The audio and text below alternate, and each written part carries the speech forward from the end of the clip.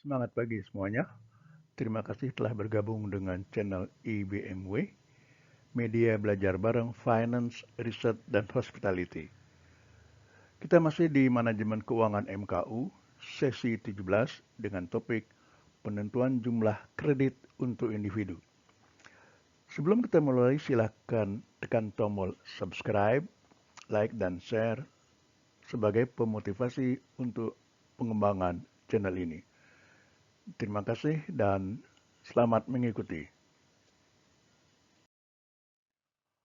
Memberikan pinjaman atau kredit kepada individu merupakan salah satu layanan yang diberikan oleh lembaga keuangan kepada individu yang memerlukan dana. Dalam memberikan kredit pinjaman, beberapa variabel yang dipertimbangkan adalah jumlah kredit, jangka waktu kredit, biaya bunga, dan pola arus kas. Selain variabel tersebut di atas, lembaga keuangan juga harus mempelajari perilaku atau riwayat keuangan calon nasabah.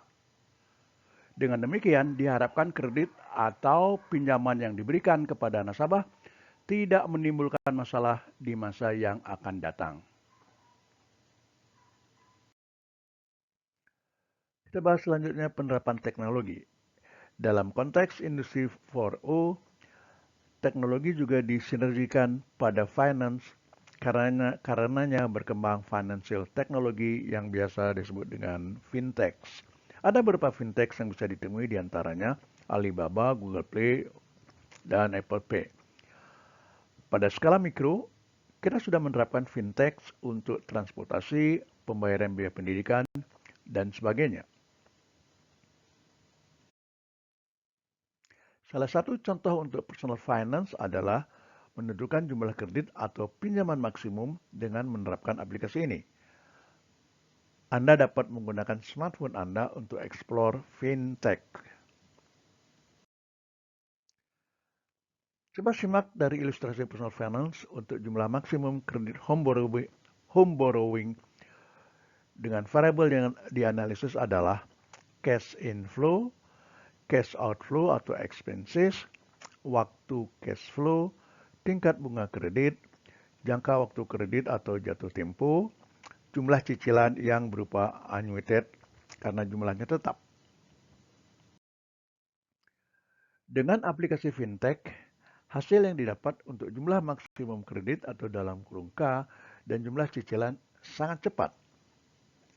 Bagaimana formulanya secara manual? Kita lanjut dengan penentuan nilai, bahwa ada dua nilai pada finance, yaitu present value sama dengan future value kali discount factor dengan proses discounting. Yang kedua adalah future value sama dengan present value kali interest factor dengan proses compounding, di mana T0 adalah present value yaitu waktu sekarang, serta T1 sampai dengan Tn adalah future value atau nilai yang akan datang. Kita bahas selanjutnya penentuan jumlah kredit. Untuk menentukan jumlah kredit atau pinjaman untuk perusahaan harus ditentukan terlebih dahulu pola cash flow. Pada pola cash flow kita dapati jumlah sama setiap periode yang biasa disebut dengan annuity, jumlah tidak sama atau berbeda setiap periode biasa disebut dengan mix. Coba periksa tabel bunga untuk interest factor dan discount factor untuk mix dan annuity. Jumlah kredit yang dibahas pada sesi ini adalah untuk individu. Untuk kalkulasi jumlah kredit atau pinjaman yang disetujui bisa dibantu dengan aplikasi Excel untuk di bawah ini. Penghasilan kas dengan tanda plus, pengeluaran kas dengan tanda minus atau negatif, kemudian saldo kas atau sama dengan saldo kas, cadangan kas neto yang bersifat minus atau mengurangi, besarannya berkisar antara 30 sampai dengan 40%. Kemudian kita akan dapatkan kas neto atau dalam kurung KN dan jangka waktu kredit atau dalam kurung N serta bunga dalam persen dalam kurung INT persen. Kita bahas penentuan jumlah kredit individu dengan menerapkan formulanya.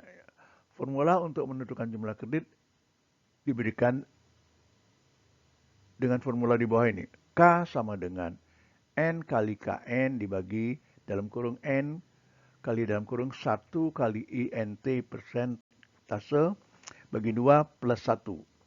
Di mana dijelaskan K sama dengan jumlah kredit, N adalah jangka waktu jatuh tempo, KN adalah kas neto, dan INT persentase adalah persentase suku bunga. Perhatikan ilustrasi berikut untuk contoh terapan formula pada slide di atas. Tuan Bagus mengajukan permohonan kredit atau pinjaman ke LPD Sukamakmur dengan data berikut. Penghasilan kas per bulan 30 juta, pengeluaran kas per bulan 16 juta. Jangka waktu pelunasan kredit 120 bulan atau 10 tahun.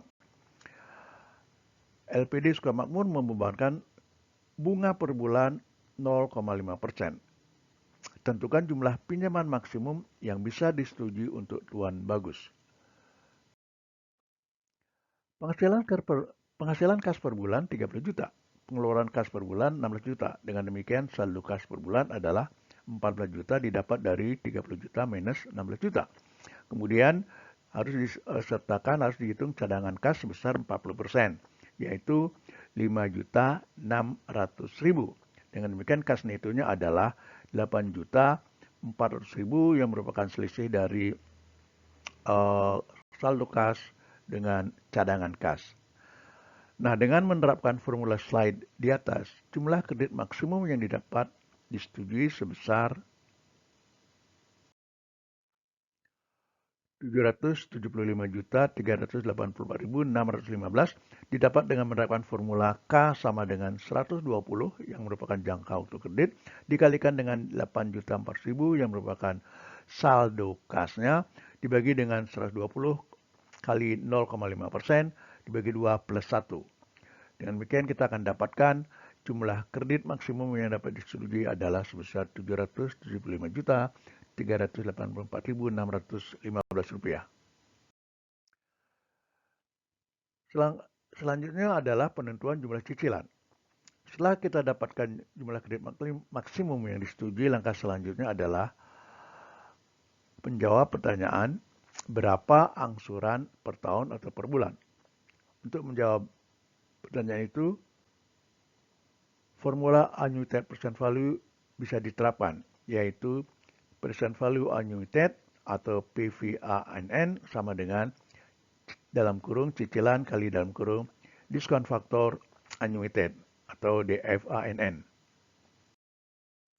Dari tabel bunga untuk annuited 6% 10 tahun, ditemukan diskon faktor annuity atau dalam kurung DFANN sama dengan 7,36.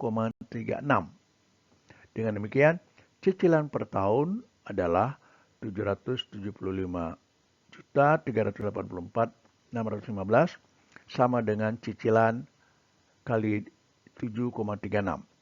Dengan demikian, cicilan per tahun adalah 105.351.170,56 dengan dibulatkan menjadi 105.351.170 rupiah. Dengan demikian, cicilan per bulan adalah sebesar 8.779.264 didapat dari 105.351.170 dibagi 12. Demikian sesi ini. Terima kasih.